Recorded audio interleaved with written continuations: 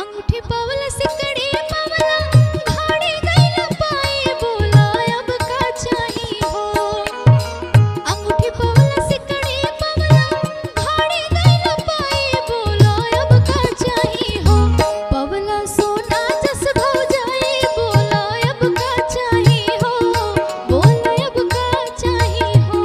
पवला सोना जस भौजाई बोला अब का चाही हो। बोला अब का चाही हो। तुहरा जैसन रूप वाली, तुहरा जैसन रूप वाली, गोरी माता वाली हमरा भीरी चाही हो। तुहरा जैसन रूप वाली, गोरी माता वाली हमरा भीरी चाही हो। हमरा भीरी चाही हो। अब भौजी संगवा एगो साली हमके फिरी चाही हो।